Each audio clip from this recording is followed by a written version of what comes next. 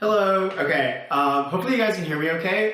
The camera's a little bit far away from me, but I actually have an old iPhone and I'm logged in, so I can actually see your comments from here. I'm getting feedback because I'm hearing myself on this, so I'm just going to turn us off. Let's see. Hey, Me Love Beauty, J Quill, Nihar, Naomi Sarang, Oranix, Paul Petner, Eliane Cavalcante, Evan.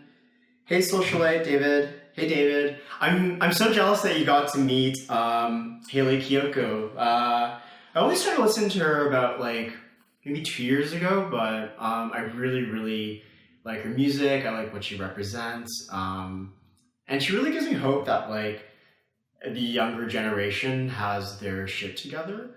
So yeah. So I don't have really. Oh, apparently Haley fell on David's crotch, which is that's cool. I don't know. I don't really have a topic for today. I thought it's been a little while since I've done a live, and maybe I guess I could answer some questions. Maybe I could update you on what's going on in terms of formulation and my brand and that sort of thing. I don't know if you can see, but there's a little bit of a delay on my other phone, it's really weird. It's like I don't know what movie, some movie where like the timelines collapse or whatever. Anyways, if you've got questions, please post them down below, and I will be happy to answer them. Hello, Quarter Turn, Prince Christopher, Skin Interessant, Davina Noeli, Dry as Fuck. Okay, so Skin Interessant asks, would love to know if you have any favorite new gen filter chemical sunscreens like Tinosorb, Uvenol. So I call them next gen sunscreens because in the States and Canada they kind of are, mostly because of our regulations. We're not actually allowed to use them. In Canada you can get special accommodation. I think you pay something like a $70,000 fee, and then you get a license to use one of these newer sunscreens in your product. So that's something that the brand Umbrella, which is owned by L'Oreal, has done in Canada. So they use Benzoyl sunscreens in their products, and like Aven has done that here, so they have some Tinosorbs in their product. But generally you won't really find them on the market. I think in the US there's one La Roche-Posay brand that has a newer sunscreen, but it's SPF 15, which is kind of like, I don't even know what the point is. So yeah, Tinosorb, and Tinosorb is, I think, the trade name for the BASF ones. Tinosorb used to be owned by like another company, and then BASF acquired them, and then like the trade names and all that stuff. So Tinosorb, Uvenol are all BASF brand sunscreens, but there are other companies that produce the chemical. So like I'm not gonna butcher the name, but yeah, like you'll see them in sunscreen. So those ones are pretty good. Uvenol A is an interesting one because it has like really good UVA protection, and then they have some other ones that specifically cover a gap that a lot of other sunscreens miss in terms of protection, and I think that's the UVA 2 band. So yeah, like I don't have one favorite one specifically. It's the overall formula of the sunscreen that matters, but generally what I look for is a UVA protection factor. Some people list it as a PFA or a PPD. That's close to the SPF. So if it's an SPF 50, I'm looking for like a UVA PF of like 30 or 40 or 50. In most cases, the highest I've seen is like 42, or 44, 45. I know like Isden, and I think there's some other European brands that have pretty high UVA PFs, but I've actually never tried those. I've gotten emails about them, and generally the feedback is like they're super greasy and like not comfortable to wear on the skin. So, you know, I'm happy enough with the Bioderma Photoderm, which I don't have here, but that one's a UVA PF of about 30. So, hey, Korean Delicious Cosmetics. Oh my God, tell me about your love for Tatcha. I kind of assumed someone would bring this up. I don't think this is the worst thing that a brand has done, but I do think it's really disingenuous, and I'm really tired of seeing Asian cultures sort of mined for their exoticism and turned into commercial products. Like these are cultures that are ancient and continuing on in the modern day, and I don't think that they should be, you know, uprooted from one country and brought to another and sold in a store, especially when it's not done by someone from that culture. It's not necessarily a creation, it's an appropriation. So I'm not super well informed in terms of like cultural appropriation and that sort of thing. You know, I didn't do political science or humanities in university. But I did watch this really good video, and the way that they explained cultural appropriation was that they said that it's actually a neutral term, and it becomes a problem when it's a culture that has historically oppressed other cultures, appropriating from a culture that has been historically oppressed. So the founder of Tatcha is American, and you know the culture that's being appropriated is Japanese, and like, you know, just go online, look up Japanese internment camps, and you'll see that there's a lot of bad history between the US and Japan, and like only until recently it's sort of been resolved. Like a friend of mine's grandmother is Japanese, and she was actually one of the people, the grandmother and the grandfather were one of the people that were interned. And it was only until like 2 years ago, I think, that they got like an official apology and some sort of like reparations. Obviously, I'm not saying that the founder of Tatcha is like responsible for these internment camps, but you need to be aware of the culture that you yourself are bringing when you go to other countries and sort of pick and choose them like their product and then come back and resell them. So yeah, I have tried their products before. I actually do like some of them. I think they could have done just as well without the cultural branding that they have. Okay. Hey, Beam Wonder, Andre Dorate D. Hopefully I'm pronouncing all your names right. Hey, Snow White. I'm really happy to see you back. It's good to see you again. Makeup and Medicine DK, Jessica May 21, hello. Blushing Gem. Dominique Chastity asks, Korean skincare or Western skincare? Which would you choose and why? I don't know. I don't think I would choose one. I think we live in a pretty global society where you can kind of choose the best from where you want. I'm not one of those people that suggests that you need to use all products from one brand or one line or that sort of thing. If I really had to choose and like I could only choose one, I would probably choose Korean beauty, only because there's more variety, and I think you know, the packaging, the branding is a little bit more fun,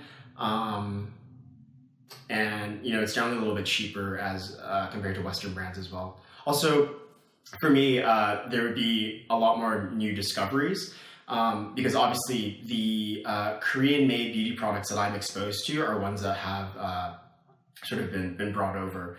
I did spend a couple weeks in Seoul 9 years ago, and there were so many brands that I'd never heard about, and I tried to buy as many as I can to bring them back, but like, you know, that was a long time ago, and I'm sure there's a lot more. Quarter Turn asks, hey Steven, male viewer here. Any tips for shaving to avoid irritation? Do you have a favorite shaving cream? So I'm not the best person to answer this because I don't actually really shave. I get a little bit of hair here, and I could actually just not so much shave, but like scrape it off with a dull razor, and that's fine. There is a Reddit community called Wicked Edge. So it's WICKED_EDGE. And they're a really good community of mostly like straight razor shavers, but they have really good recommendations, some tutorials. Yeah, so I think that's probably the best place to go to get some advice. In terms of research that I've seen, Gillette does release some stuff. I've never really dug into it too deep because it's not something that personally interests me. But there was one paper that I saw that looked at the effect of soaking with water and how that affects the softness of the beard hairs. And I think from that, it's like, if you soak your hair for about 3 to 5 minutes, it gets significantly softer and a lot easier to shave. So I guess that would be my tip for you. In terms of aftercare,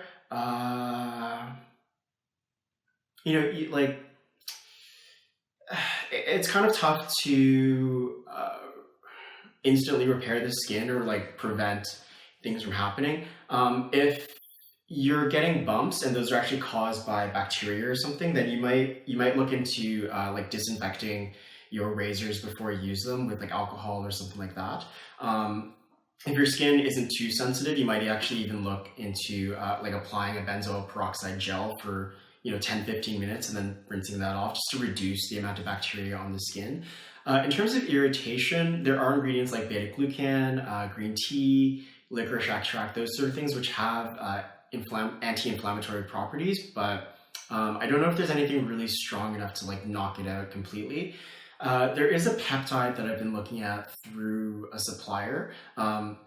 Now, all the data is from this one supplier, so it's quite biased, but it seems pretty interesting. So yeah, there are brands that are marketed as like anti-inflammatory for post-shaving, and as long as they're not fragranced, in my opinion, I don't think they can make the situation worse. If anything, it might just make it a little bit better, but I don't think it'll be like a magic bullet or anything. Osuwari, hello. It's Pia Pie, hello. London Beauty Hunter. Liquid collagen drinks. Would love to know if they actually do work. Thanks so much. So yes, but probably for me personally, not worth it in terms of how much they cost. So I've seen one decently conducted study where they looked at like a collagen peptide, I think from pig collagen. They looked at like wrinkles, collagen production in the skin, like a whole slew of like different parameters. And the only thing that changed was skin moisturization. And even then it was like a slight change. So it seems like that collagen supplement isn't really going to have any like quote unquote anti-aging properties. If anything, it'll just make your skin a little bit more moisturized. If you might even notice that moisture, I don't know. So for me, like spending $20 on a collagen supplement like isn't in my budget, and that's not something that I want to budget for. But if you do have some space in your budget and that's something that you want to do and you enjoy, I don't think there's any like necessarily any harm. And it's possible that you may get some benefits from it. I just don't. I don't think if you're if you're making a choice between like a sunscreen, for example, and a collagen supplement, because you have a tight budget, then go for the sunscreen. I wouldn't recommend the collagen supplement. Treat it as a luxury is what I would say. Hey, Caitlin, Edu Gold Makeup, hello. Let's see. Joao Victor Barbo Savarissimo. I'm sorry. I'm sorry if I'm butchering your names. Hello, SK. Raphael, hello. Okay. I'm a little bit behind on messages. I can see them on my screen here, but they're not coming up here yet, so just give me a second. Hey, TL Cheek, Blushing Gem, SK, Maladle, Lemony Pony, is that right? What are your thoughts on the upcoming Foreo UFO gadget? I haven't looked into it much, but I did get the chance to touch one when I went to Elle magazine. They had one of the prototypes. I don't know. So most research on devices is going to be coming from the manufacturer, so it's generally a little bit biased. But on the other hand, that's all the research that we have, so you kind of need to make do with what you do. And I think my answer is going to be pretty similar to the collagen supplements. If a Foreo is within your budget and you're not going without something, then go ahead and get it. And if you have the 20, 10 minutes, whatever it is, every day to do it, and it's something that you enjoy, then go ahead and do it and enjoy it, and recommend it to your friends if you think that it's good for you. But is it a necessity? I don't think so. If someone got it for me as a gift, I would probably try and use it. I used a Clarisonic for a few years, and when it broke, it wasn't worth it for me to replace it. So yeah, your mileage will probably vary. The level of evidence for beauty devices and cosmetics is much lower than drugs. In some ways, this is really good because if every cosmetic had to be produced as a drug, we would probably see, like 3 launches a year. But, do keep it in mind, marketing is usually a lot further ahead than the science. Miami Tanita says, hi, what minerals SPF would you recommend?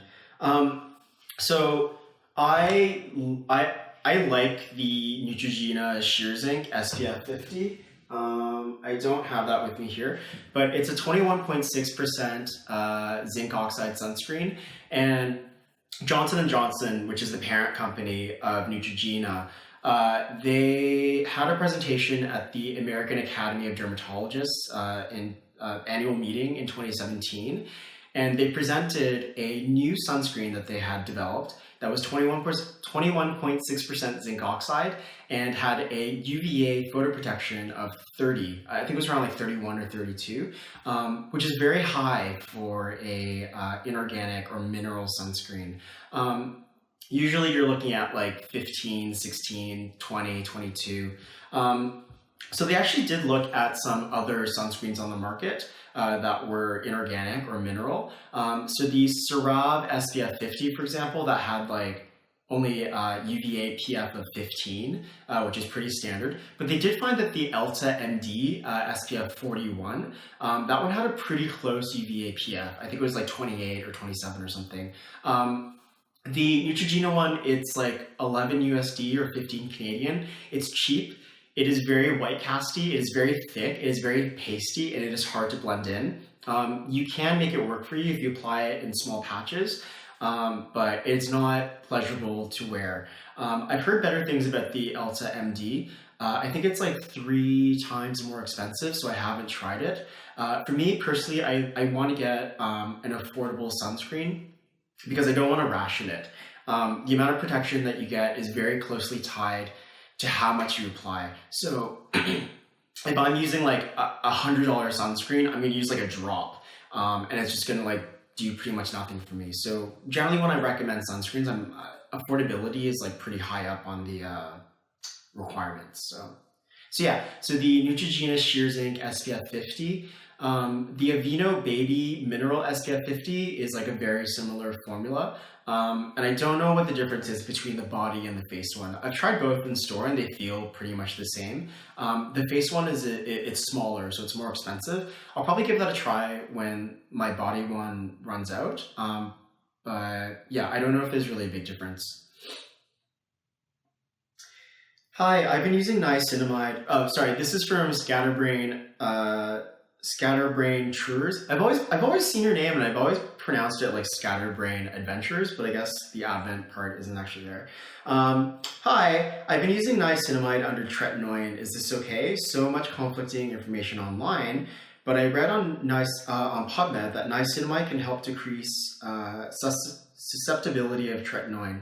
I'm guessing irritation. So, yep, from my knowledge, it's perfectly fine. There have been studies that looked at using niacinamide in conjunction with tretinoin to reduce some of the inflammation and irritation associated with tretinoin, and those have generally been pretty positive. To my knowledge, there's no interactions between the 2 molecules, so that doesn't need to be a worry. And generally from the studies that looked at the two of them, you get like a little bit more improvement in certain endpoints. So niacinamide on its own can help reduce, like fine lines, hyperpigmentation, and even acne through an anti-inflammatory effect. And tretinoin also improves on a lot of those same things. So using them together, I think is a fine thing. A formulation that I was actually looking into producing was something that was contained niacinamide and was meant to be used in conjunction with tretinoin or retinol to reduce some of the irritation. So yeah, I think it's totally fine to use, if not good. What Cheetah Girl 7071 asks, what are your thoughts on peel off makeup? I think it's fun.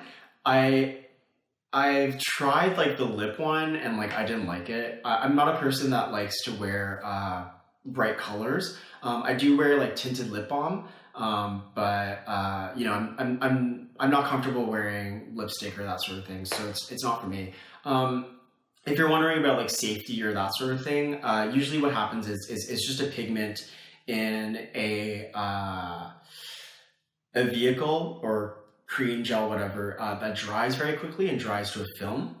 And then the pigments are usually water soluble, and those stain your dead skin cells. And that's why they're kind of hard to rub off or something. So yeah, it's fine. I think they can be fun. The eyebrow ones are pretty interesting. My eyebrows are really like bushy, like the hairs are long. So I don't know if it actually would be able to like stain the skin. And I'm kind of like worried about like waxing myself by accident, though I don't think that's actually really a concern. Okay. TL Cheek, are you getting close to a release date for your vitamin C? So I am not a business person. Every deadline that I've set for myself or release date or whatever, I missed and gotten wrong.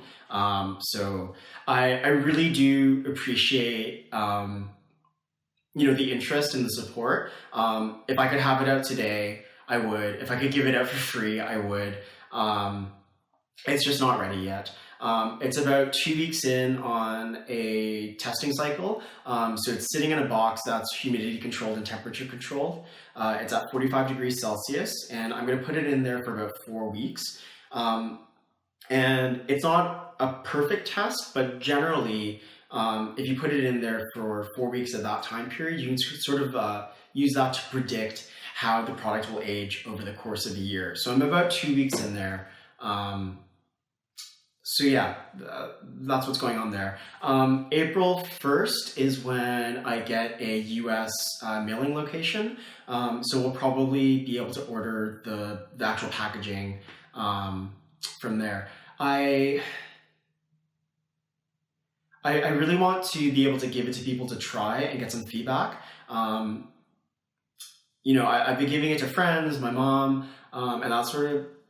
But like I want your feedback. So like if there's something really bad about it, I want to be able to improve it. And it's been such a long journey that like I don't think a couple extra months or whatever are really going to be a problem in terms of launching a product. So my plan is to give it out to some friends, people in the beauty community, and ask them for feedback on how to improve or this and that, and then do another maybe formulation or reformulation if that's needed, and then do a launch. So I don't have like a ton of money to do a launch, so scale and all that stuff is kind of limited. The way that I'm manufacturing products isn't very common in this industry. I'm using a nitrogen blanket, or in this case an argon blanket, to remove all the oxygen during the process. That's quite common in like manufacturing wine and beer, but for cosmetics it's not. So some of this equipment is not stuff that I can go to a contractor and have them do. So the expenses are unfortunately climbing up a little bit. So yeah, hopefully that answers your question a little bit. I'm sorry I don't have an exact date. When I do, I will for sure let you know.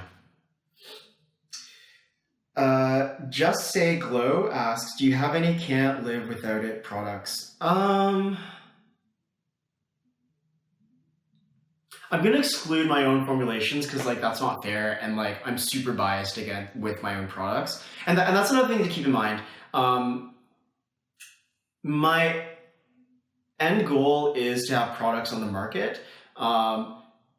I do try to be like as unbiased as I can and like focus on the research and that sort of thing. But at the end of the day, I am going to be a person that is selling you product. So like keep that in mind. Like I really appreciate your trust and your faith in me, but like there's money involved, you know, like it's not going to be a pure relationship. So I appreciate your friendship and like all that stuff and like your support, but I don't want to take advantage of you, which is partly why I've been like really nervous in terms of like releasing product and like really taking my time and wanting to make things right. This isn't a cash grab for me. Would I like to have more money? Yeah. Would I like to be able to go on vacation and travel and like all this stuff? Yes. But I have been doing okay living on like a student's budget for the past almost like 30 years. I'll be okay for a little bit longer, so.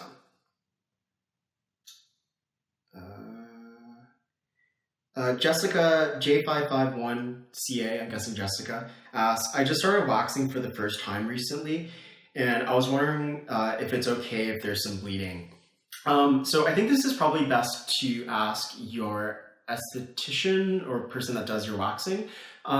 Pinprick bleeding is common with waxing because you're actually removing hair from the root, and there's going to be some like tearing which can cause bleeding. Usually this stuff is pretty surface and heals up pretty quickly, but you know, if you're of medium or have pigmented skin, there is a risk of hyperpigmentation, which can suck.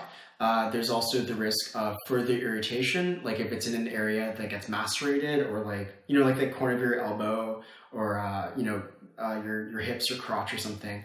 That can lead to irritation, which may lead to like a rash or something like that. So I think if there's no pain and the bleeding stops like pretty quickly, then you should be okay.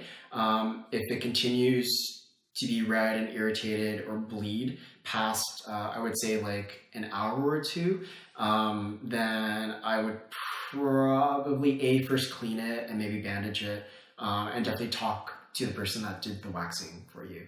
And if you're using retinoids, do not get your eyebrows waxed or whatever.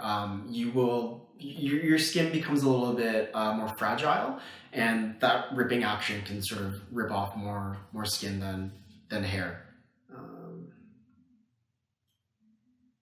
Skim, no one formulates shaving products with these ingredients. Again, like I don't really look at shaving products that much, so I don't really know what's on the market. I've seen formulas and ingredients that are specifically targeted to men in shaving products, but I think generally the way that the market sees male products is that like men will only pay for so much. So I think a lot of these products tend to be a little bit flimsy in terms of like ingredients and that sort of thing. So yeah, I guess what I'm saying is I think I agree with you. Blushing Gem asks, what's your take on supplements? So I was actually hoping someone would ask me this question because I do take some like quote unquote beauty supplements. One of them is fish oil.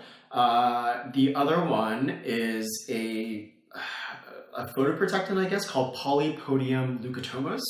I think the trade name is like Fernmax or something like that. Basically, it is an extract from a fern. And there have been clinical studies, some done by universities, so not all brand sponsored, that have shown that it can reduce some of the erythema or redness after UVB exposure. I think it reduces it about 10%, which isn't a lot. So a sunscreen is going to be able to do way more. But for me, it's relatively cheap. I like that it's systemic, so it affects your whole body. And I definitely still wear sunscreen and I definitely still reapply, but this is just like a little supplement to that. there was some more research that came out 2 weeks ago. It was a study on about, I think, 24 Taiwanese women, and they looked at polypodium leukotomos. I'm going to try to spell that. polypodium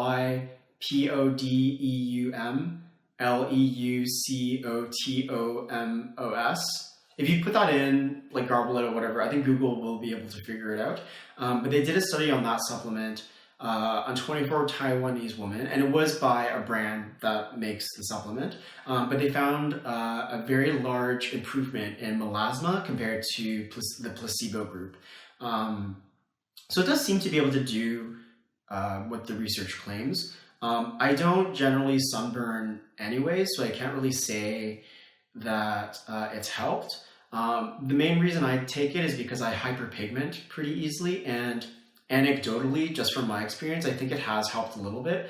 But I have also, since started taking it, used sunscreens with much better UVA protection, which is one of the major causes of hyperpigmentation. So I can't say it's the supplement, itself completely. But I think it's like $20 online. And I take it mostly during the summer. So for me, that's like, I'm happy to spend that money. Hi, do you know how to get rid of redness on the face and how to minimize dark circles? And that's from Roseanne. So for redness on this face, it depends what's causing it. If it's irritation, then you might want to look at your cleanser and choosing a cleanser that's a little bit more gentle. It may also be something like rosacea, and then it's time to go see a doctor or dermatologist. There are newer drugs, both topical and systemic, like pill form, that you can take for rosacea that, at least from the research that I've seen, are pretty effective. I'm not a dermatologist, so I'm not qualified to give diagnosis or that sort of advice. So definitely speak to a dermatologist if it's very pervasive. There's also something else for people who do have rosacea that not a lot of people know about. It's the same active ingredient that's in Visine for reducing the redness in your eyes. And basically it's a vasoconstrictor. It constricts the blood vessels on the skin. And basically if you're a person with rosacea, you can actually apply that, not Visine, like the specifically formulated product that has the same active ingredient. You can apply that on your face, give it about 10-15 minutes to reduce the redness, and then continue on with your skincare routine. So that's very useful for like special events or like photography or that sort of thing. But it's not as well known as I thought it would be, and it is very effective. So that might be something you want to talk to your doctor about. In terms of dark circles, I've seen some research from suppliers for like improving dark circles, and it's really hard to judge if it's good or not. I've never seen anything that like really blew me away. I've definitely never seen anything that was as good as just applying a concealer. But for some people, those dark circles can be caused by allergies. So if you have like seasonal allergies, especially in your nose, sinus area, you might want to look into trying an anti-allergen and seeing if that helps. So, but in terms of topicals, I don't know. I've never seen anything that kind of like blew me away. I've tried some stuff like haloxyl, which is a peptide, and some other extracts, and honestly, it's really hard to tell whether it's doing something or not. At least for me. Jen Zen asks, I'm interested to hear your opinions on vitamin C and derivatives. I always feel so skeptical of precursors supposedly converting in the skin. Yeah, so that's basically it. The evidence that vitamin C derivatives are actually broken apart by enzymes or whatever in the skin and converted back into ascorbic acid, which is the active form, is like, there's nothing. So I did a post on this a little while back on my Instagram feed. It was a review paper by someone else, and basically they looked at the research at all the derivatives, and there really isn't that much that's convincing. Ascorbic acid in terms of vitamin C is still the gold standard. It does have its issues with oxidation, which sucks, but the derivatives just don't have the evidence to back them up, unfortunately.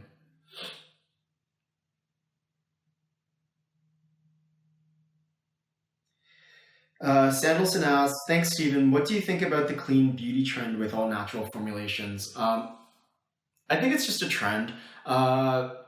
There is a new brand from, I think, Unilever or P&G, one of the big ones, and it's called like Love Beauty, Love Planet or something, and it's supposed to be their like natural ecological brand. I love the ethos behind it. The bottles are meant to be recyclable. They're looking at ways to make the labels more recyclable and all this stuff. But if you actually look at the formulation of the product, it's very similar to the next competitor beside it. These are not regulated terms.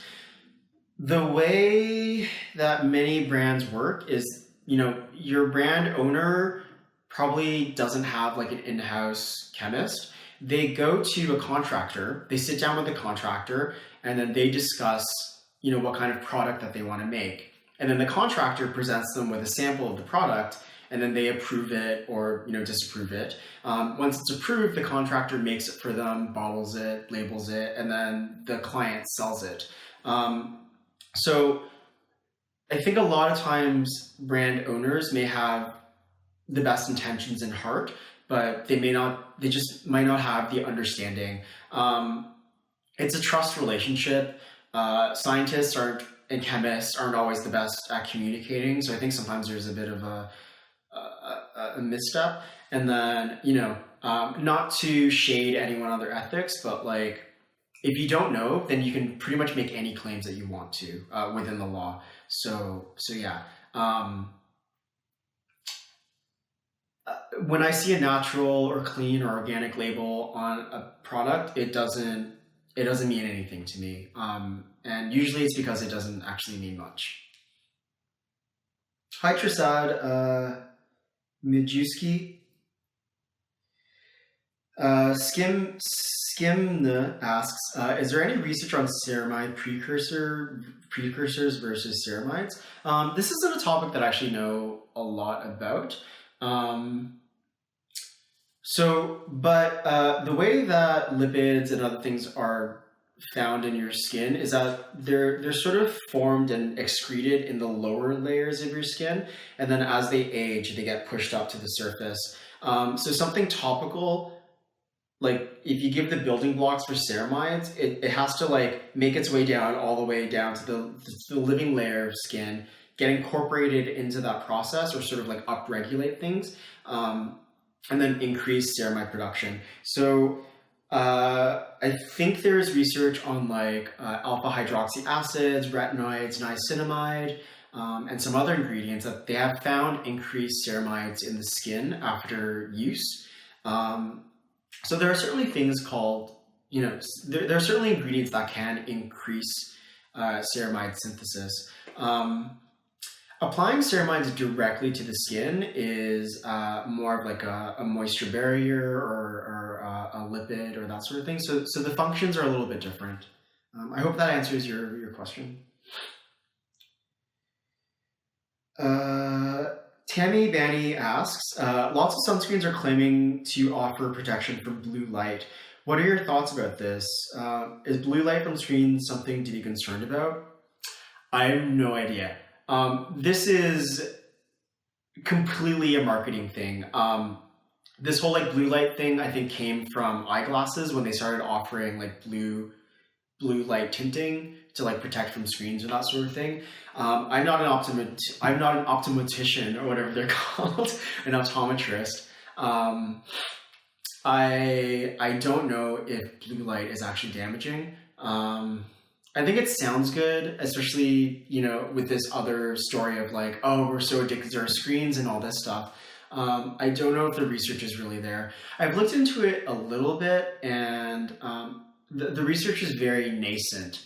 I think any brands that are making claims, I think are maybe being a little bit irresponsible. It's a little bit, the marketing is very much ahead of the science. So yeah, and like, to be fair, we don't actually really know if these ingredients actually, absorb blue light or not. I've seen some people recommend that you look for sunscreens with iron oxide, and like, I guess that's fair. Iron oxide will absorb in the visible wavelengths of light. That's why it has a color. And some of that will be blue light. But it's the same with sunscreens. Like, if there's 0.1% iron oxide in there, how much blue light is absorbing? How much potential damage is it preventing? That's probably going to be less than a formula that has, 10% iron oxide. That one's probably going to be a much stronger protectant if it's actually even protecting against anything.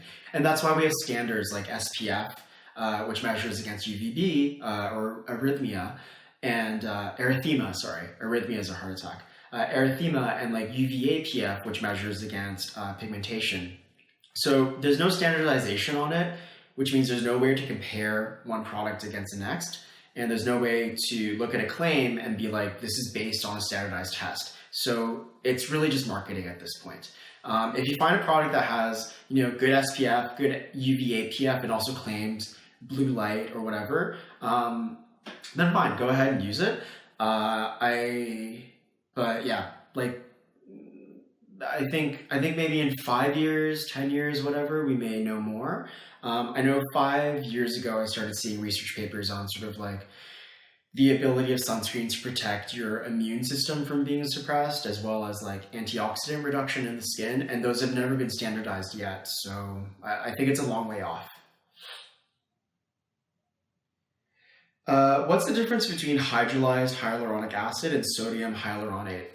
So sodium hyaluronate, so hyaluronic acid is a compound, it's a polymer. Basically, it's the same molecule attached to itself, sort of like in a chain, and that's part of why it's so good at moisturizing the skin. That polymer allows it to sort of absorb water and swell and form a film on the skin. So sodium hyaluronate is the polymer, and it comes in different polymer sizes. So some of them are short, some of them are long, some of them are bigger. Hydrolyzed hyaluronic acid, on the other hand, has been chemically broken down. So in some cases, that means it's very low molecular weight hyaluronic acid, like 50 Daltons or something like that. In other cases, it means that the hyaluronic acid has been broken down into its constituents, like glucosamine or that sort of thing. Hydrolyzed hyaluronic acid is considerably more expensive than hyaluronic acid. Hyaluronic acid, you're looking at like $400 to $900 per kilo. Hydrolyzed, I think it's like $10,000 a kilo, depending on the supplier that you're getting. Are the benefits associated with the potential benefits associated with hydrolyzed hyaluronic acid, worth 10 times the price? I don't know. I think it's an interesting ingredient, but there's more research on hyaluronic acid. And the other thing as well, like, hyaluronic acid is a very well marketed ingredient, but in most studies, glycerin actually works just as well. And glycerin is considerably cheaper. So that's something to keep in mind. I do like hyaluronic acid, but I think it's been marketed to be a lot more than it actually is.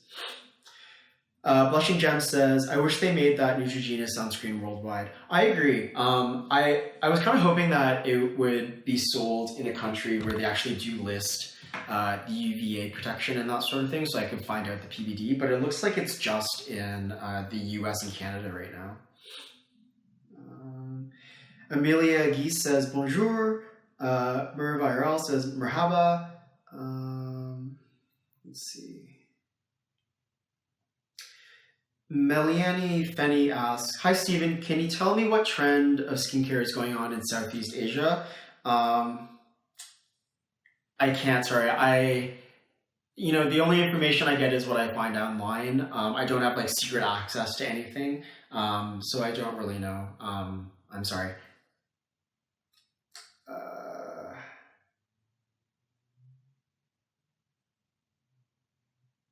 Okay, I'm really behind on comments. I think I'm getting comments just about sort of like the product launch. I will be doing quote unquote beta testing. I'm not sure how exactly.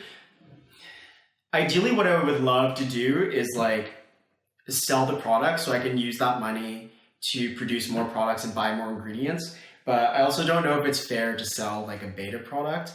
So I think what I will probably do is like partition some of them for beta testing and then do it as a giveaway. I think that's probably the most fair way to do it.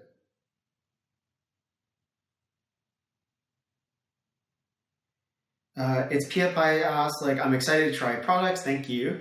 And I wish they could be available in the Philippines. Yeah, I think realistically we will probably launch in Canada and the US, and then Europe, and then globally. There are different like regulation things to do with different regions. They're not necessarily hard, so we may be able to launch globally. But again, like I don't have a huge amount of scale, so you know I don't want to launch and then have.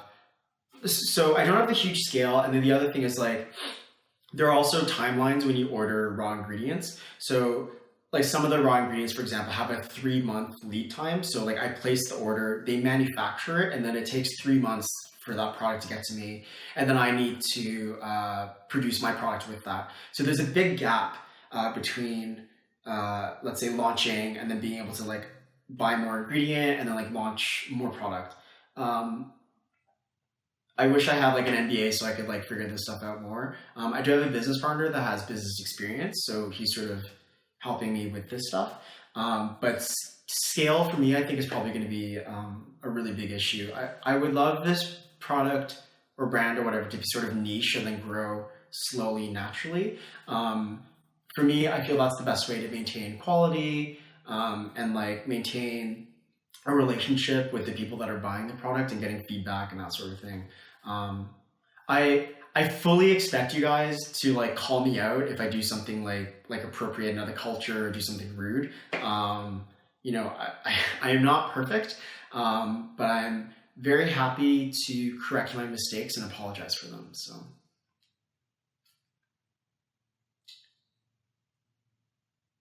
I feel like Ethan asks, what products can't you live without? I know someone just asked that, and I don't know if I actually answered it. I'm sorry. Definitely sunscreen. I usually have a sunscreen in my bag and my gym bag, and I usually have a sunscreen stick with me as well. I have like a little bit of hyperpigmentation on my lip, and that it'll fade and then it'll come back if I don't wear, you know, sunscreen for like a day. So I'm very vigilant about applying a lip balm with SPF during the summer.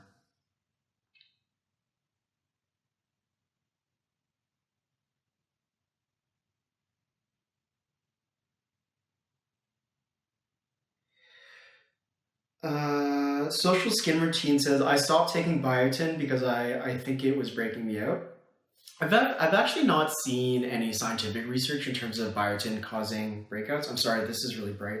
So I don't know. It does seem to be a common trigger for acne for a lot of women.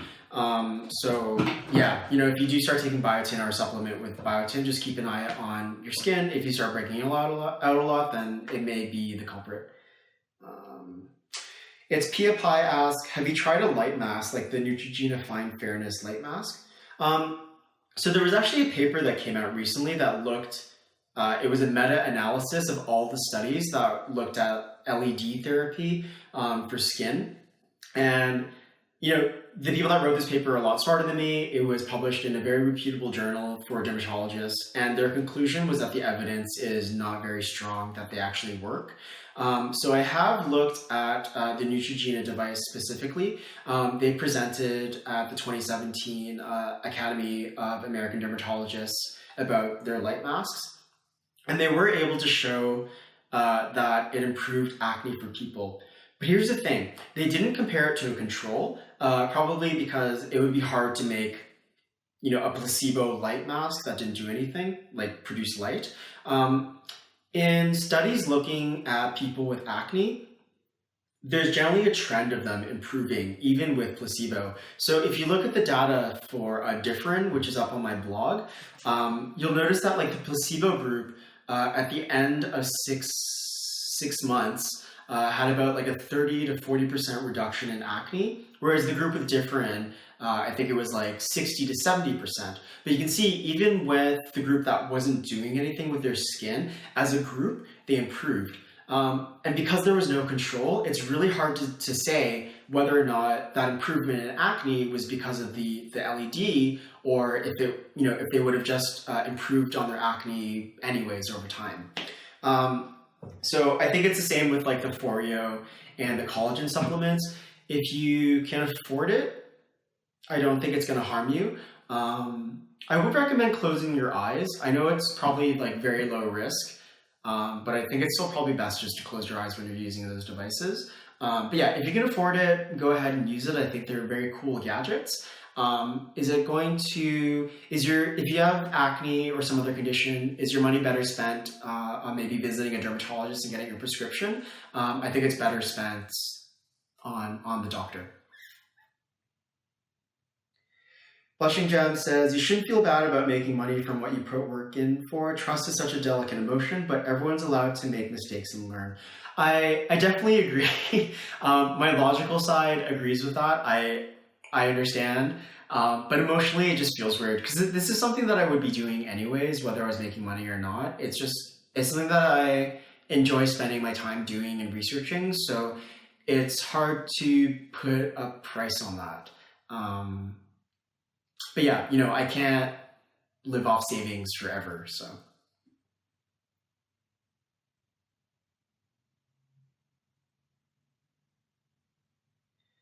Please post a pic of your supplements. I'll be right back and I will go find them if I can pause.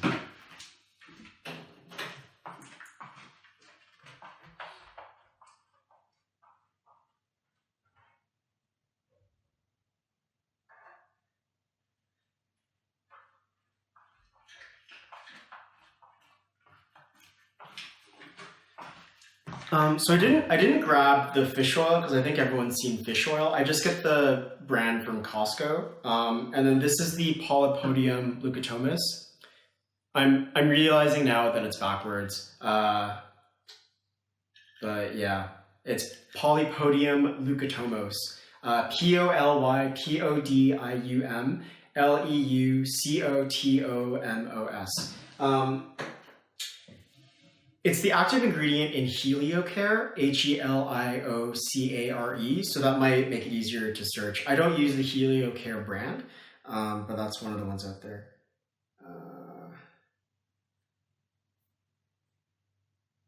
Yeah, so Sputnikrin has it spelled out. Hopefully you guys can see it. I'm so sorry, I'm really far behind on comments. Love SJM asks, what can people with rosacea use in terms of exfoliating? I've used BHA with no problem, but can't seem to find a decent AHA that works and does not irritate. Depending on how much exfoliation you need, something like Urea, Urea may be enough. So that's a nitrogen-based compound, and it actually helps with desquamation of the skin. In the US and Canada, at least, you'll usually find it in creams for like the heel and that sort of thing. I think Neostrata has some products for the face with Urea. It's very gentle, it's very mild, and I think that might be a good option to look into.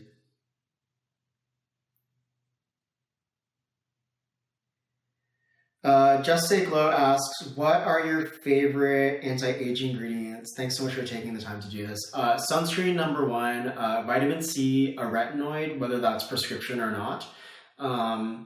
Niacinamide for sure. I like linoleic acid. Beta glucan is a pretty good inflammatory that has some like MMP activity, at least in vitro.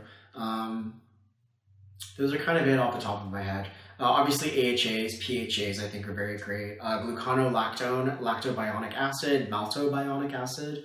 And there are also some plant antioxidants, which I think are pretty interesting. So EGCG, which is one of the active constituents in green tea. There's also bicolin, which is an active constituent of skullcap extract, and silymarin and silibin, which are the active constituents of milk thistle extract. So those are all plant phenols and compounds that have been shown to help with photo damage. So those are ones that I like.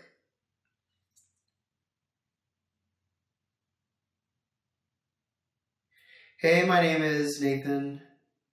Love SJM asks, is it true low molecular hyaluronic acid causes inflammation to the skin? And if it does, is it enough for us to avoid? I've seen research on this that looks at like very, very low molecular weight hyaluronic acid. Generally, the stuff that you find in skincare isn't going to be that small. I think even when it's down at like 50 Daltons, it's fine, or kilodaltons. The research that I saw, this was based on injecting it into someone's knee, and obviously that has nothing to do with applying it topically. So I'm kind of, yeah, I don't know. I don't think so. I would need to look into it more, but it doesn't strike me as like a huge risk. Hey, Beauty and the Boy. Hello, do you even cleanse? Super curious about your take on the ingredient DMAE. Apparently it's controversial, but I just bought a serum with it included. So that is one that I'm gonna have to look into more. I think 10 years ago, when I was more of like a skincare user, that was like a popular ingredient. And then some people were like saying that it caused your skin to like be more loose or whatever. I haven't seen much current or new research on it, and I haven't seen many suppliers pushing it as an active ingredient, which doesn't mean that it's bad or anything. I think it's just not popular at the moment. Active ingredients tend to come in trends, you know, so like you'll see like every brand will come out with like a vitamin C, and then like the next season it's peptides, and then it's like hyaluronic acid, and then it's caffeine, and then it's green tea, and then it kind of repeats itself every 5 or 10 years. So yeah.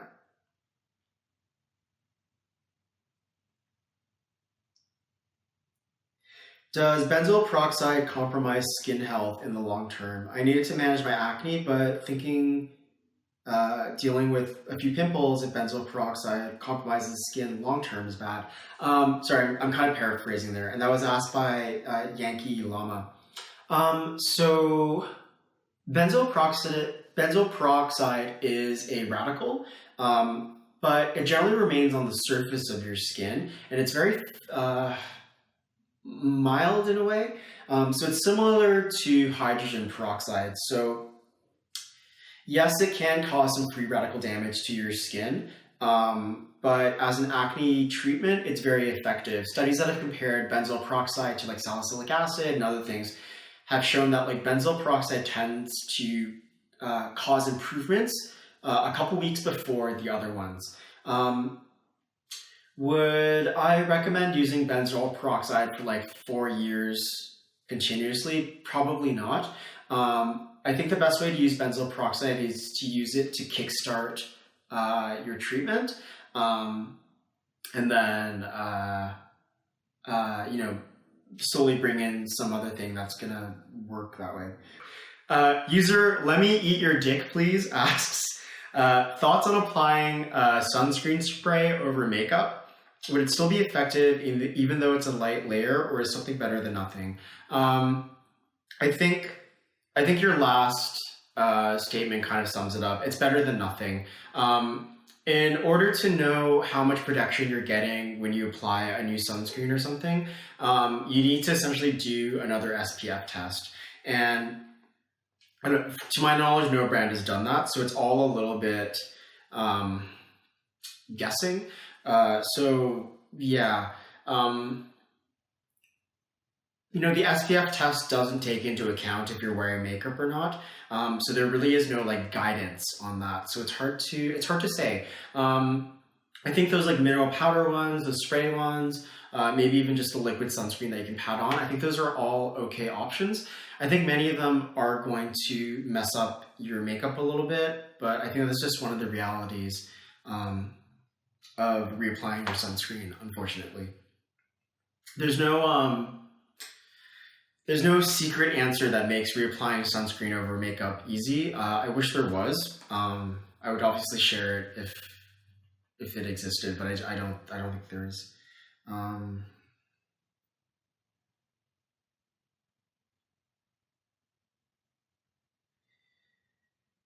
Which sunscreen we need to know? So I posted on my blog, I think it's the latest post about which sunscreens I use. So I use the Bioderma Photoderm Max SPF 50 with UVA PF 32 or 34. I also use the Ombrell Ultralight Advanced. This one's only available in Canada, unfortunately.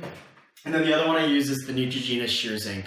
That one has a really bad texture and it wears horribly on the skin, but it is an inorganic sunscreen with UVA PF30, which is I think the highest I've seen in an inorganic sunscreen. The Elta MD SPF 41 comes close, but I personally not tried that one because it's kind of expensive. So, Sputnik Rin asks, "What lip balm SPF do you like?" I feel like they so often have such low SPF. So La Roche-Posay, Bioderma, like all the big brands, they usually do have like a sunscreen stick. It's not necessarily branded as a lip balm. Like Ombrell has one, for example, and I use those. So the one I'm using right now is the Aven SPF 50. It has Chinasorb M in it, I believe. And that one is $14, available in Canada, and it's like a bright orange one. So that's what I'm using. But I also have the Ombrell stick, the La Roche-Posay one, and a couple of Bioderma ones. So I think those ones are all good. I think when it comes to a photo protection on the lips, you know, obviously the sunscreen that you're using matters, but I think reapplying matters more. So, you know, get something that's affordable, that you can carry easily, doesn't taste weird to you or something like that. So you're just reapplying it. You know, every time you eat, drink, or probably even talk, depending on how you talk, some of it's getting rubbed off. So just smear it on. Yeah. Pam Millie says, "I don't think the light mask is good for me. I can't stick to it. Plus the power unit makes me mad." Yeah, I haven't personally tried it yet, but it's not something that I think I would invest in. I think for me, when I do get breakouts, benzoyl peroxide is the first thing that I usually turn to, and that usually is able to calm it down for me. Like I am breaking out on my neck, so I'm using BP on there now. I'm thinking this breakout is, I don't wash my gym clothing as often as I should, so I think there's been a little bit of like irritation and maybe build up of bacteria from that. So also I've heard that the Neutrogena light stick, it's like artificially limited. Like LEDs last for like 20 years, and then this thing has like 40 uses. Apparently if you go on YouTube, you can like hack it so that it just runs continuously. So that might be, I'm sorry Johnson & Johnson, but like I think maybe that's something to look into.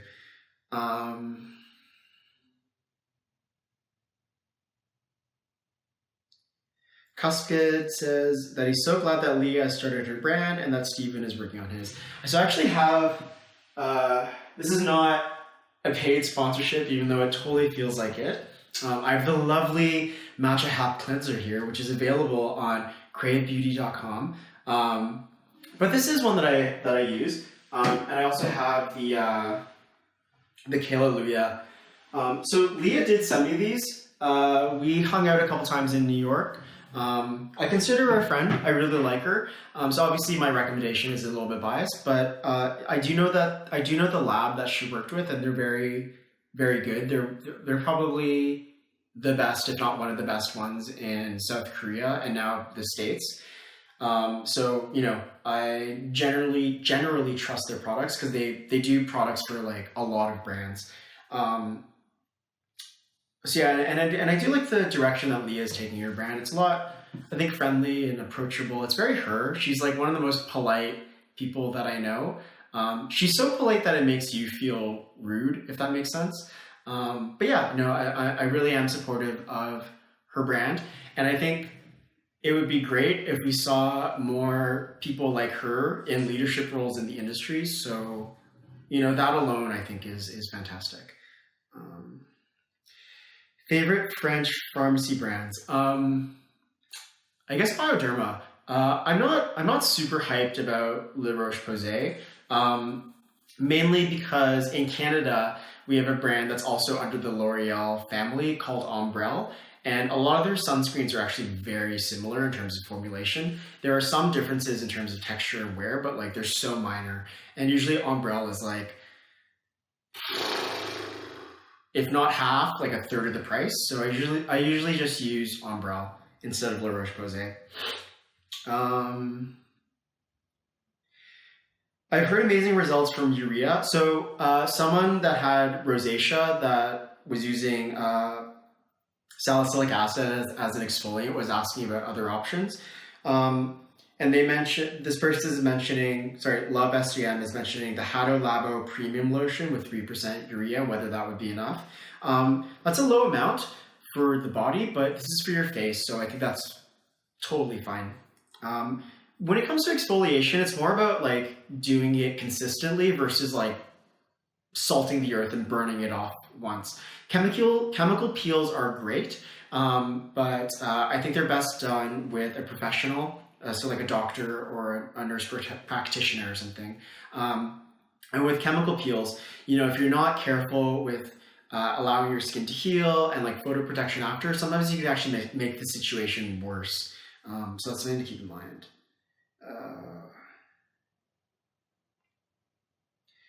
Cuskid mentions that he uses a Eucerin hand cream that has urea, water, and glycerin, and that they use it on their face and neck.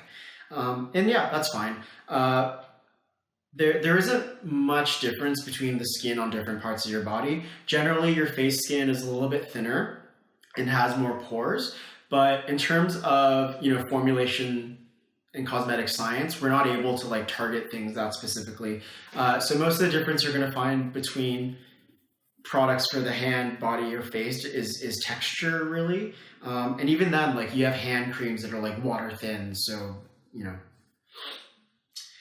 Do you have any information on if sodium lauryl sulfate is really problematic? And that's from Blushing Gem. Oh, okay, so the question's just disappeared. Oh wait, no, I got them back. Hold on. If they're problematic. So sodium lauryl sulfate on its own is very irritating. Sorry, I'm frozen and I'm just like staring at my own face. It is actually very irritating. But you can actually formulate with it to make gentler cleansers. So if you see sodium lauryl sulfate on the ingredient list of your product, you don't need to throw it out. There's a Playa del Janeiro that's available at Sephora. I think it's a Brazilian brand. It's like a cleanser called Shower Foreplay or Body Foreplay. But that's like, the reviews are of that. It's like, it's a very, sorry, I'm trying to read the comments. It's a very moisturizing cleanser, but you know, the second ingredient is sodium lauryl sulfate. And it has oils in there and that sort of thing that sort of counteract the drying caused by SLS. So the overall formula matters way more than the presence of an ingredient on an ingredient list. Carito 1961 asks, can you give us a how-to for buying sunscreen? For us that don't know much about it, what should I look for when buying a sunscreen? So it really depends on what region you're in, because every region has different standards for UVA photo protection. SPF, I would say generally look for something that's like SPF 50, irregardless of your skin tone, or regardless of your skin tone, I don't know. And then in terms of UVA protection, I would recommend getting a product that has a UVA protection as close to the SPF as possible. So in Asia, that would mean like PA++++. In other regions, a PPD that's close to the SPF, or a UVA PF, or a PFA that's close to the SPF. In the States, Australia, and Canada, it's kind of limited to the UVA circle, which means that the UVA protection is 1/3 of the SPF, or broad spectrum, which to me is kind of useless. So yeah.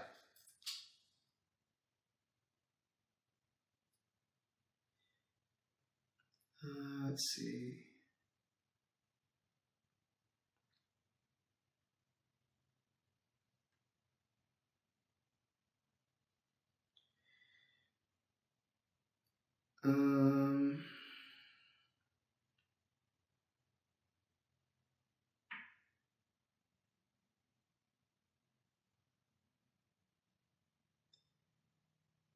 What's your opinion on snail mucin containing product? I haven't seen much good research in terms of snail mucin. It is a polysaccharide, mucins are. Like our snot is a polysaccharide, xanthan gum, hyaluronic acid, all these things are also polysaccharides. Polysaccharides generally have a lot of OH groups on those, and those are very good at binding water. And also, they sort of entangle water, so they're generally good moisturizers. I've seen claims like, snail mucin and stuff is really good for like improving scarring and like wrinkles and all that. And I don't know, the research on that is a little bit scant. So it's hard to say. I think it's a fun ingredient. I personally don't know if I like using animal products. I generally, I don't use beeswax. So, snail mucin definitely falls under an animal product. I know that I know there are like quote unquote humane ways to harvest the snail mucin, but I don't know. I've seen some patents where they sort of like get the snails to walk over like an electric net, and then that causes them to excrete mucin. So I really just don't know if it's like a humane product or not. Okay, so I'm gonna have to read comments on here because I can't really see them.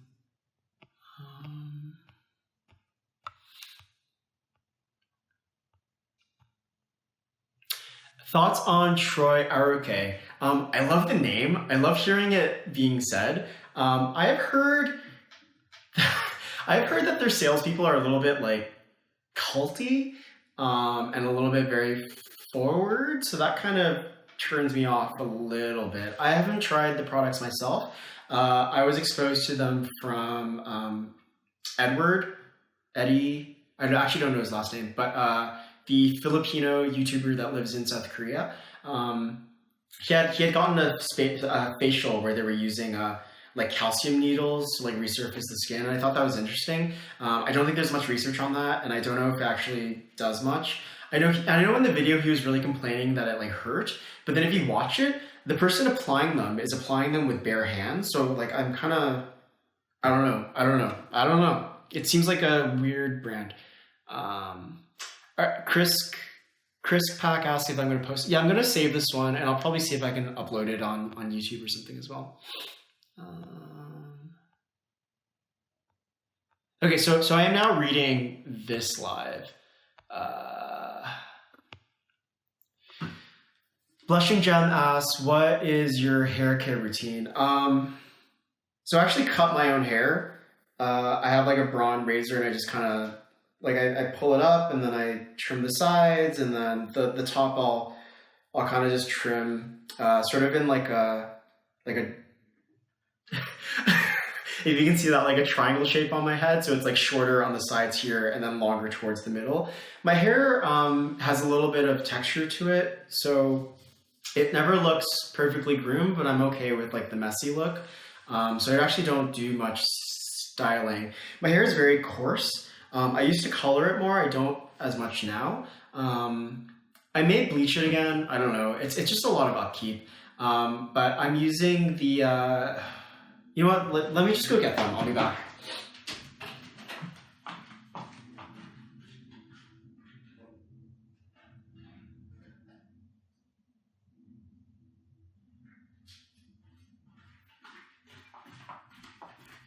Okay, I'm back. So I said that my hair care routine is pretty simple, but apparently it's actually not. So shampoo, I probably shampoo like as needed, so like after the gym, but generally maybe once or twice a week. My hair doesn't get too oily, and right now I'm using the Shea Moisture Strengthen, Grow, and Restore shampoo. This was gifted to me by a beauty editor. I think it's nice. For me personally, like almost any shampoo is fine. The conditioner is more important for me. But this leaves a bit of like an oily residue on the hair, which I like because my hair is quite stiff. So it needs some sort of like lipid, oil, wax, or whatever to weigh it down. Otherwise it gets very, very puffy. And then in that vein, The Pantene 3-Minute Miracle is another one that I use. If you have very fine hair, I don't think you will like this. This is the Smooth and Sleek. This deposits a lot of silicone on your hair. For me, that means my hair is smoother, shinier, and like messy in the way that I like it. But I think if you have fine hair, I don't think it'll work for you. When I was coloring my hair more, I used this. This is the L'Oreal Fibrology Conditioner. I think this is only available in Canada and the UK. It has an ingredient called aminopropyl triethoxysilane, and this is sort of a dupe for Olaplex. It's a more permanent film former, so it kind of coats your hair, and that's what strengthens it. So that's similar to what Olaplex does. They also have a treatment version of that comes in a serum. When I bleach my hair, I'll usually use that after I've bleached it, or like once every month or something. And then this is the Jergens Moisturizer for Wet Skin. It's basically an emulsion of water, glycerin, and mineral oil. And when my hair is especially dry, or if I don't have time to condition it, I'll just put a little bit of this in my hands and run it through my hair, and that gives it that sort of like second, third day dirty look, which is what I usually have going on. Any good exfoliators for spring and summer as a replacement for AHA and BHA? So there are gentler AHA formulas that use an amphoteric pH neutralizer, acid neutralizer. So those are usually ones that use amino acids. So you can look for like a glycolic acid with an L-theanine, L-arginine, or whatever. You'll need to Wikipedia the peptide, the amino acid, and see that has like a plus and a minus somewhere on its chemical structure. And that means it has acidic and basic components on the same molecule. And some research, mostly from Neostrata, has shown that like it's very similarly effective, but much less irritating than the same pH and same concentration of AHA that was just neutralized with a base like sodium hydroxide or potassium hydroxide or something like that. So that's one thing to look for. Another thing to look for are PHAs, or polyhydroxy acids. So those are your gluconolactone, lactobionic acid, maltobionic acid. Those are the most common ones. Gluconolactone is actually used to make tofu, to make it coagulate. So it's actually quite cheap to get, but it's also a really great ingredient. In studies mostly performed by Neostrata, it's been shown to have many of the similar effects as AHAs, but gluconolactone, lactobionic acid, and maltobionic acid also act as antioxidants, and they're much less irritating than their counterparts. So for the summer, and also they found that they don't increase erythema or redness after UV exposure as much as AHAs. They do a little bit. I don't know if it was statistically significant, but definitely not as much as an AHA. So, could you talk about cosmetics you're formulating, why you're making your own, etc.? So I've always made my own formulas for probably close to 10 years now. It has always been my dream to have my own brand. It is definitely something that I've kind of procrastinated on, but I think the market's changed quite a bit, like with social media. I think before, if I were to launch, it would have been kind of impossible. It would have cost a lot of money. I would have had to do a lot of marketing. I wouldn't be able to talk to you directly. So yeah, I think I talked a little bit in the last video about like how it's sort of a passion of mine. So it's hard to put a price on something that I really enjoy doing. But obviously that's something that I'm going to need to do. The way that I think about it is like, I don't necessarily want to make money to like change my lifestyle, because I'm quite happy with what I have now. You know, I do get like shopping binges where like I'll shop a lot, mostly online, but then I'll return it, and like my level of happiness is the same over those like 5 days or whatever. Yeah, so yeah, like, you know, could I use a new laptop? Probably. Would I buy a car? No. Would I get a bigger house or whatever? No. But with having my own brand or company, I would love the authority to be able to go to suppliers and have them treat me nicer. There are some suppliers that are very rude to you if you're part of a smaller company. So I've gone to meetings and stuff where a friend of mine has lent me his company's credentials, and they are so much nicer. They'll call you after to like follow up. They'll give you free stuff. They'll pay for dinner, all that stuff. But then sometimes when I go in alone as a consultant, they're very dismissive, and it's like pulling teeth in those meetings. So I'm really looking forward to having a little bit more authority and pull, and be able to like get more data from suppliers, get more ingredients from suppliers, build partnerships with suppliers, afford equipment to do testing. I have bought my own skin pH meter that's used in a lot of scientific studies, so I'm able to actually look and measure the effects that a product would have on your skin versus just in the product itself. Eventually, I would love to get my own corneometer and some other machines and that sort of thing. I would really love to get a Raman confocal spectroscope. I forget what it's called, but basically it's a device that you can actually look and measure molecules as they penetrate through the layers of the skin. And I think those are maybe 40K, 60K or something. But I would love to have one of those, not just for my own products, but to like study other things as well. And something that I really want to do is, take some of those profits and do studies on sunscreens. You've probably seen those like absorbance charts of like across UV. I would love to take a bunch of sunscreens on the market, run it through that test, so we have that data to look at. SPF, UVA-PF, all those measurements can only tell you so much. The spectrum itself isn't like definitive, but it's a little bit more informative than just the branding as well. And also like what you may or may not know is that when you do SPF testing, I think you run it on like 10 or 12 people, but you actually run it on like 15 or 18. And then if you get results that are sort of like outliers, you can knock them off. So that's to reduce statistical error, but that can be taken advantage of to make a higher SPF than actually. I have no evidence that any companies do this, but like that can be a problem. There have been times where like consumer research groups have tested sunscreens again, and then they don't get the same results as the brands. So I don't know. Okay, sorry, I'm covering your hands.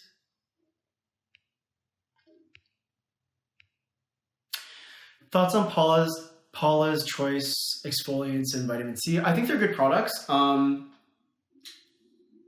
Shipping them to Canada sucks. When I was 17, I ordered a bunch of their products because I was breaking out, and like I really liked the brand and ethos at the time. And I think I ended up paying like 40% in tariffs, so I've kind of just not shopped from them again. But I think they're good products if you can get your hands on them cheaply, or not cheaply, but like without added taxes and fees. Hey, Shauna. You mentioned Futurederm is often a purveyor of misinformation. Where can the layperson turn for solid info? So cosmetic and like dermatological research is made for its own audience, right? Like scientific research is for other scientists. It's not necessarily for a consumer. And that's where like science writers and that sort of thing come in, where they interpret that data and make it easy to understand and consumable for the consumer. I think a lot of times consumers might get scientific data, and then it's very easy to misinterpret it because, in science, language is very specific. Like a word has a very specific meaning, and, because they're not writing for a consumer, the author might not take the time to explain what that meaning is because it's assumed that you're already educated on the topic and familiar. So there's a lot of times where like, it says something but it means something else, and then people interpret it the wrong way, and then you get all these myths that sort of spread. I think Lab Muffin is a really good resource. Obviously, I like my own blog, but I think, I don't know, there's no like easy digestible answer, unfortunately. Like if you look at food science research, like it's such a mess. Like I don't know whether like coffee is good or bad, or chocolate's good or bad, or like what the best diet is either. And like, yeah. So I think really like don't put your trust in anyone. Talk to your doctors. They're a resource that you can use. You can ask me questions. Try to always go to the source, and like, it's okay if you don't understand it, but like sometimes it becomes very blatant when a writer is twisting things into something that they want versus what's actually written.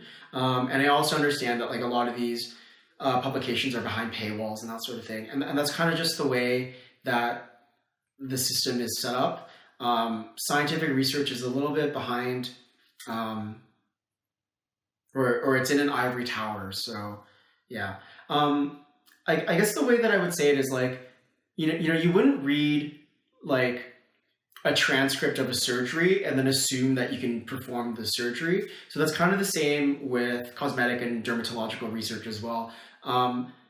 For people that are really interested, I think the best thing that you can do is go to like Coursera.org or one of those like online courses and really just take a chemistry course. It can be very, very basic, like a high school level or like a university level, whatever it is. But like, acids and bases, pH, amino acids, structures, UV absorbance, all these things become so much more clear. And then it's very easy to start using those as building blocks to start interpreting more advanced data. But if you're interpreting advanced data without those building blocks, then you're going to be very prone to answers and sort of jumping to conclusions, becoming frustrated, and that sort of thing. So these courses are free. They do take time and effort to do. And like, not everyone wants to be in class again, but I think if you really want to be able to interpret these things for yourself, then you really do need to put the legwork in. There's no shortcut for it, unfortunately. So yeah.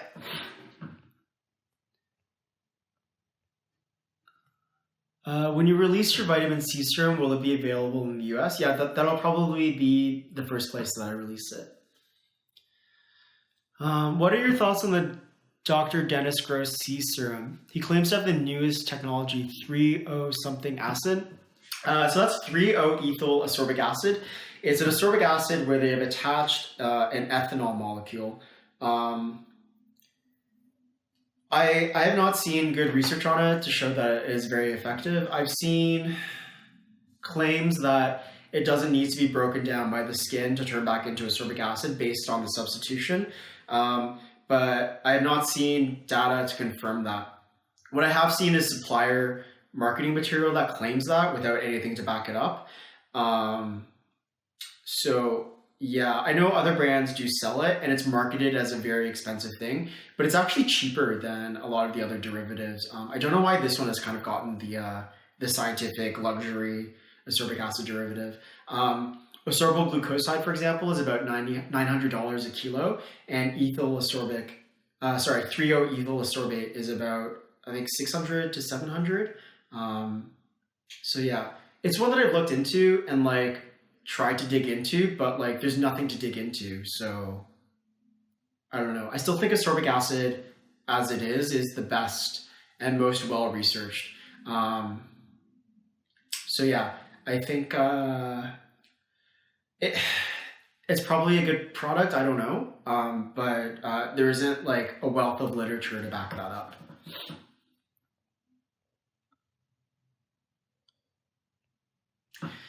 San loves classic asks, how did you get into the skincare industry? So the way that I got into this is actually a little bit different, I guess interesting. So I was actually originally going to school for journalism, and like skincare was a really big hobby. And I was sort of like dicking around in the kitchen and making formulas for myself. And then I was talking to someone and they were like, oh, like, this is actually a job. And I actually hadn't realized that. And then I switched into chemistry because this was something that I was like really passionate about, and it was nice being able to go to class and like learn things that you could actually apply. And then in second year university, I took my formulations and entered a business plan competition and sort of like built a brand. And then through that, I actually met someone that was actually in the industry, and they sort of took me on. And then that person would eventually become my business partner. So it was sort of serendipitous, I guess. I think if you are passionate about something, it will be annoyingly what you always want to talk about or think about. And I think if you're a friendly person that's kind of outgoing, opportunities will present themselves to you. So, yeah, that's kind of how I got in. I think if you're someone that is looking to get into the industry and don't necessarily, have got the same chance as I did, the best thing to do is look up cosmetic industry conferences. There's ones called In Cosmetics, the New York NYSEC Suppliers Day, all that stuff. All of the suppliers that attend put their information up on the websites, and those are the people that are hiring. So you can go to their websites, look at their job applications, call them, that sort of thing. This industry is not just L'Oreal, Estee Lauder, those big brands. There's a whole industry behind them that supplies the raw material, and that's where most chemists work. And then there's another group of people in between, which are the contractors who generally actually manufacture the products for the brands. So there's a lot of places to work within the industry. When you're looking at brands like Estee Lauder, for example, they do have research teams that produce products specifically, but their Madison Avenue office isn't filled with scientists. It's filled with people with MBAs who do like foreign exchange and branding and marketing and supply side, all that stuff. So yeah, don't just look at the brands that you recognize, and definitely look out for conventions. It's basically a directory of like who's hiring. So, hey, Carrot P. Aloe and Glow, returning stuff is the story of my life. Yeah, I have no shame about returning stuff. My mom is a bit like weird about it, but I don't care. 70, yeah. Do you have a GoFundMe or a similar setup? It's something that I've thought about before. I think I'm just out of that generation that's kind of comfortable with like GoFundMes and that sort of thing. I'm personally not comfortable with taking money, even if it is for a project that like I'm really passionate about. I would rather, our minimum wage here in Canada is going up to like $17. I would rather work at a coffee shop for like 6 months and like save that money and then do it that way. Yeah, I don't know. It's just not something I'm comfortable with.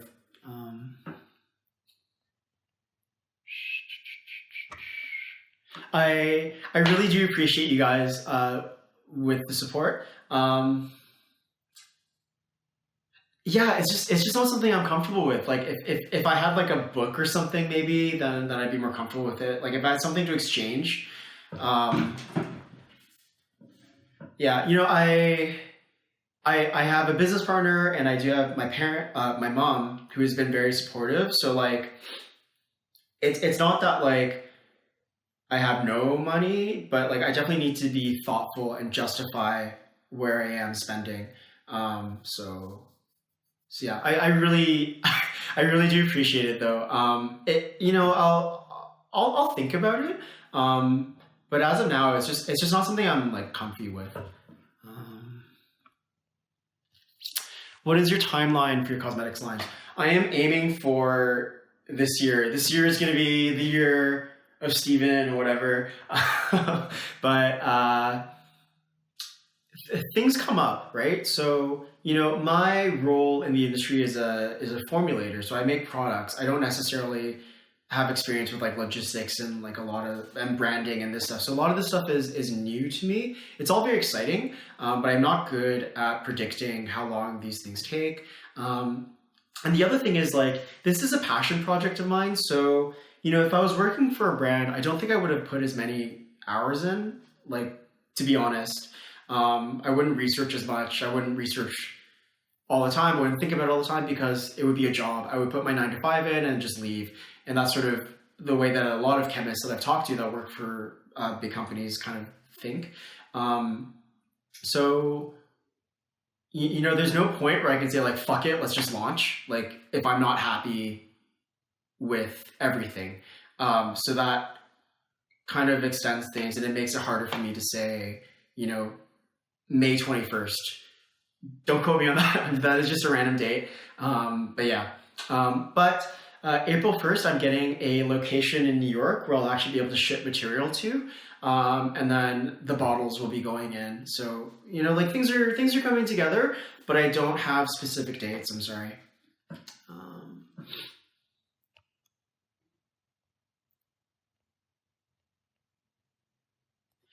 Tammy Banny says, sorry, I do see your messages of support and I really appreciate it. I'm just trying to be aware that like live does limit you to an hour. So you mentioned PC is a good brand. Are there any other brands you think are reliable and put out consistently good products?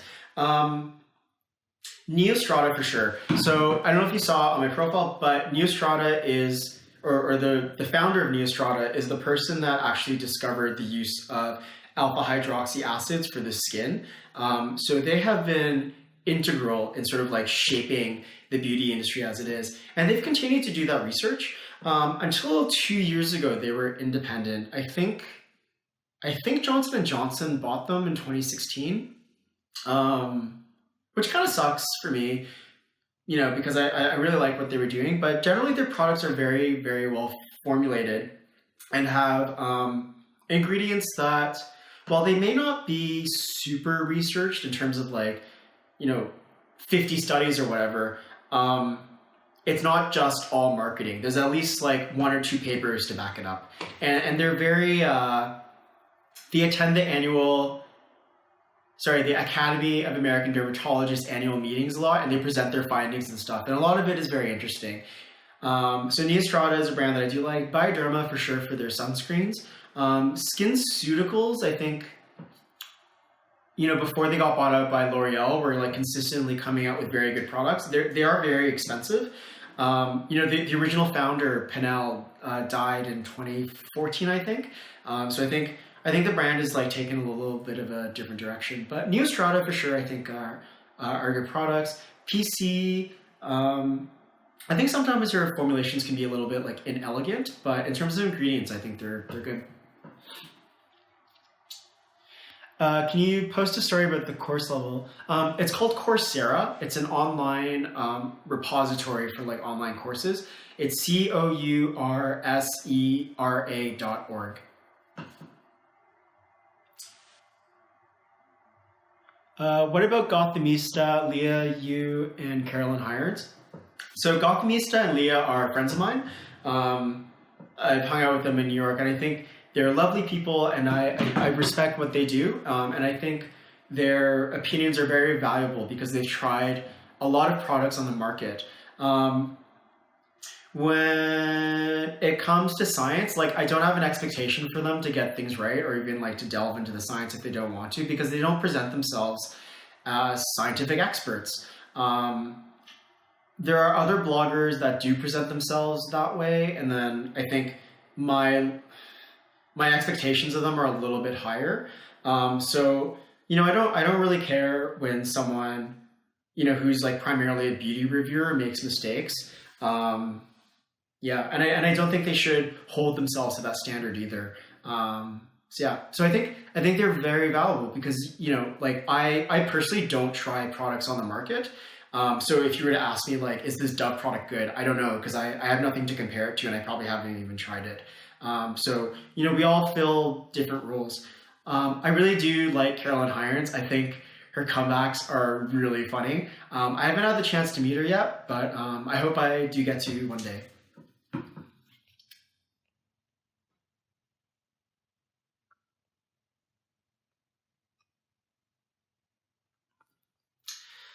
I have a question regarding blue light laser treatments. Are you familiar with any research about raised sensitivity for certain things like glycolic acid or substances after the 1 month post-treatment period?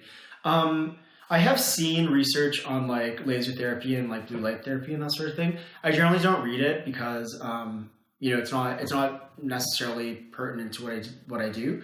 My advice to you would be to ask the person that did the procedure. I don't know what procedure you got done specifically, but if it was resurfacing, then your stratum corneum might be a little bit thinner. You may be experiencing like inflammation or something like that, which could make you more sensitive to acids. Make sure that you're using a sunscreen. And yeah, I don't think that these changes would necessarily be permanent, but it might take longer than you think to resolve. But definitely talk to the person that did the procedure for you.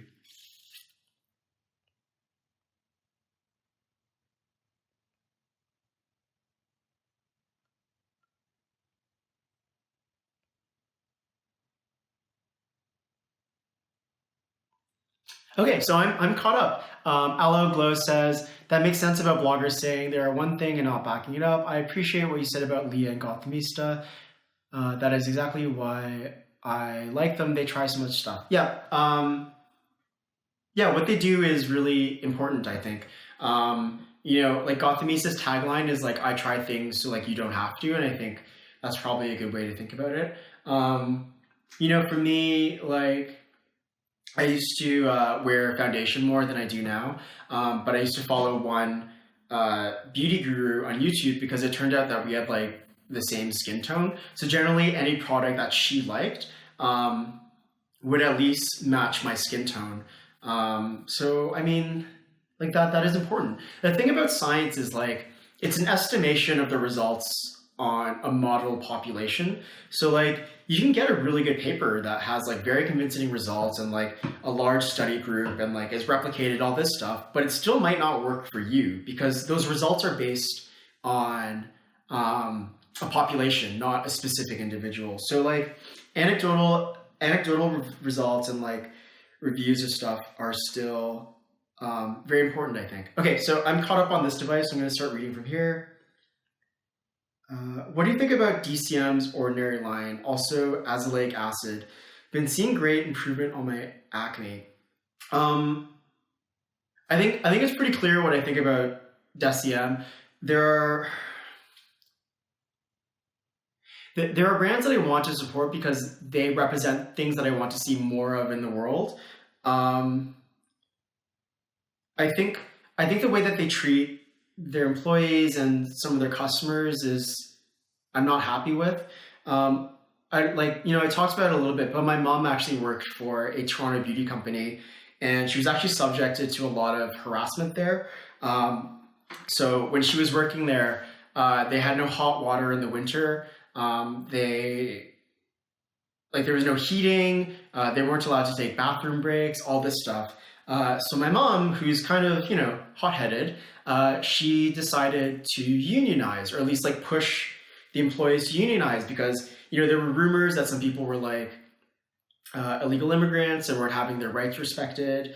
The pay from individuals was completely different.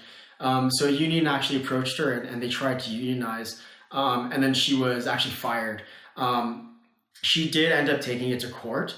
Where the CEO of the company is sort of like, obviously I'm very biased, but like I think there were like fake emails about like how she was like abusing other employees and that sort of thing, which I don't know if I believe that because like, I was there during that time and like employees would come over, like her colleagues would come over and like bring their children over for birthdays and that sort of thing because we have a really large yard.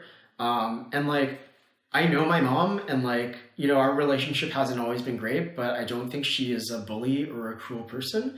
But in any case, their lawyer messed up and they ended up revealing the fact that they knew that she was unionizing before they fired her. So the judge essentially ruled in my mom's favor. And this is all on public record. If you can search like the Canadian courts, for my last name.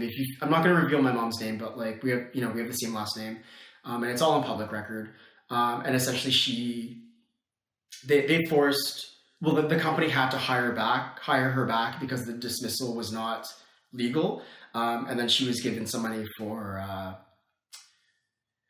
for the trouble. And then after that, someone threw a brick through our window. So take that as you will. But that was really eye-opening because I've worked in the scientific section of this industry where we may not be paid well, but we're generally treated pretty well. I had never seen the manufacturing side of this industry because that often happens in foreign countries. It's very rare for Canadian companies to do their manufacturing in Canada because it's more expensive, especially for larger brands. So yeah, I did have the opportunity to visit the factory, and it just felt sad. And I know with my brand, I don't want to subject people to those kinds of conditions. I think for me, whenever I see an older Asian woman who might be, homeless or, working a quote unquote like menial job, it's very hard for me not to picture my mom in that same position because she essentially came to this country, with her husband at the time. And after they separated, she had nothing. That she had no education. She had a university education, but she didn't have a Canadian education. So her job opportunities were really limited. And she also had me, who she had to take care of. And she has sacrificed a lot. And I know that my story is very similar to a lot of immigrants' families' stories. And I know for myself that I was a complete brat to my mom, and I didn't respect her. And I'm really sorry for that. But I don't know. It's definitely an emotional thing. I don't want to subject my employees, and I hate to see an industry where your margins are 100 times the cost of the product, and you're not paying your workers fairly, or you're not treating them well, because that is absolute bullshit. Because I will tell you that there are products that cost 15 cents that are selling in Sephora for $150, and you're telling me that you can't take 20 cents per unit and treat your employees better. I think that's just absolutely wrong. This is a luxury industry, and I don't think we should be treating the people that make this industry work and a reality like absolute garbage. So that's why there are certain brands that I don't support, because I recognize the same signs of abuse that happened to my mom, and I don't want to see that type of person win. So that's how I feel about that. In terms of their science, they get it wrong a lot of times, so it's kind of easy to sort of do that. Like I think I posted a story a little while ago about how they had a claim on their website that like it increased in moisturization by 3,000%. But if you look at the data, it's actually closer to like 1.5, which is 150%. And somehow that got misconstrued to 3,000. And the thing is, like, you can't compete with claims like that because it's just a flat out lie. And even if they do fix it, it's like it's on other people's blogs, it's quoted, so it's out there, so you can't really, yeah. Azelaic acid is not something that I've looked into too much, mostly because it's actually a prescription here. So in Canada, the new regulations are in, and I wouldn't actually be able to produce a product with more than 0.5% azelaic acid. It does work. It's a bit tricky to formulate with because it's kind of like lipid crystal. But I do know that people that have had the prescription azelaic acid have really good results for it. So I don't see why an over-the-counter product wouldn't do something similar. Yeah, but in Canada, you can actually get it by prescription, and if you have insurance or healthcare, you can get it for a lot cheaper. How do I feel about Curology? I found them very helpful, but I'm curious on your thoughts too, if you have any. I haven't looked into Curology too much. I'm not American, so I don't actually get access to their products. But I think I don't fully understand how the U.S. healthcare system works. But I think it offers like an affordable way to get dermatological care. I've heard that it can cost like $100 to go see a dermatologist. So I think with a service like Curology, I think it makes it affordable for people. So yeah. Hey Stephen, do you know about the connection between diet and skin health, such as the ketogenic diet? There haven't been many studies on like dietary intervention specifically, like where they took two groups of people and like one people ate cabbage for 6 months and the other people ate pizza. But there have been like correlational studies where they looked at like glycemic index or like the amount of chocolate that you ate or milk or something like that. And there are studies that find, at least for acne, for example, like an improvement, and other studies that I've not found anything. So it's kind of, there's a growing body of evidence to show that there probably is an effect, which, emotionally feels logical. But I don't think it's to a point that like a doctor, for example, would prescribe you a certain diet if you had acne or eczema or something like that.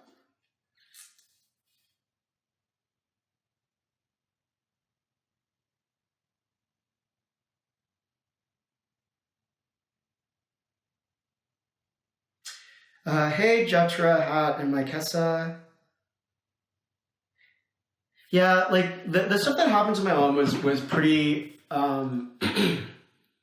pretty horrible, and I was very like ashamed of it for a long time because no one likes to feel like that they're poor or that other people can have that amount of power over you. And when it's happening to a family member, it makes you feel even more hopeless. But I'm taking it as a lesson to, hopefully in the future when I have employees and stuff, like to treat them the right way. So yeah.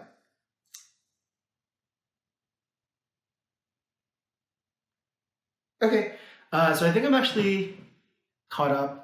So I guess I can end it there. I don't know, unless some people have other questions. Yeah. Is there any research on peptides' efficacy? I've seen some things that say there isn't evidence they can penetrate the skin and have positive anti-aging effects. So I have seen research both from consumers and companies that have shown effects on the skin. Sometimes they're in vitro, where like you can discover the mechanism. The better ones will also then later go on to test it on humans to find similar effects. So, example, if they were looking at a peptide that was geared towards like skin brightening, they would first prove on skin cells that like it reduced tyrosinase or like melanin production, and then on humans they would show that like it improved hyperpigmentation. There are so many different peptides out there. Many of them are patented, so they're only going to be used by one company. So it's hard to build a body of evidence that shows that it works. I personally, there's one company from Germany that I do find their data like pretty convincing, but again, there's no third-party research on it, so it's hard to say like whether that evidence is really real or reproducible or not.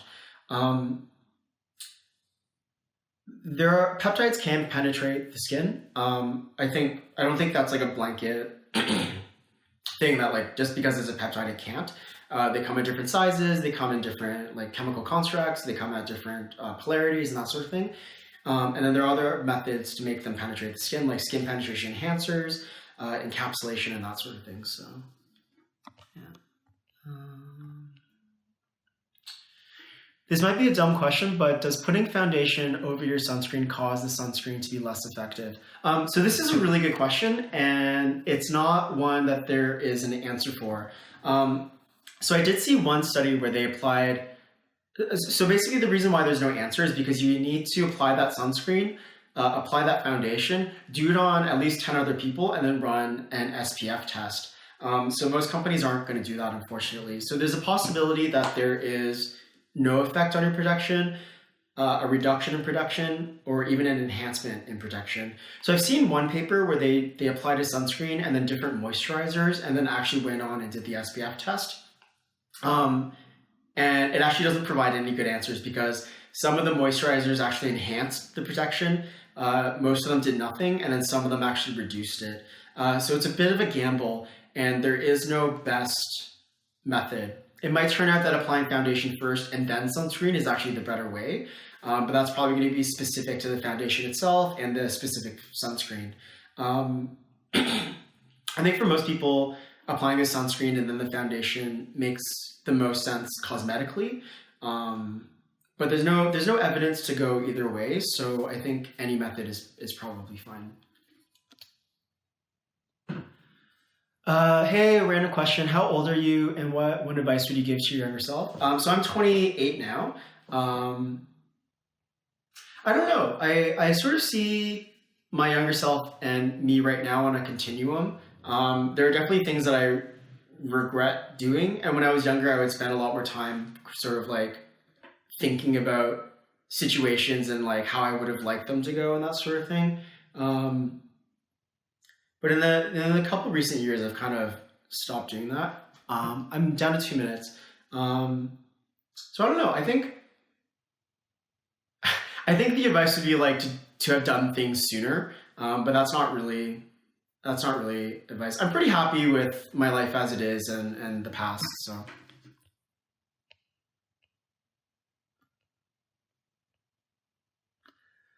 Do you think growth factors are important for anti-aging? Just quickly, the research on it is pretty scant. So is it better than retinoids?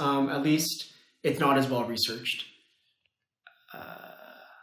Okay, so I think that's it. I think I'm going to end this now. I'm going to save it. I don't know if I'll be able to save 2 live videos, but I'm going to see if I can like edit it maybe and put it up on YouTube or something. Yeah, so thanks so much, guys, for tuning in. Thank you so much for your questions. I'm going to try to do these more often, but we'll see. We'll see what happens.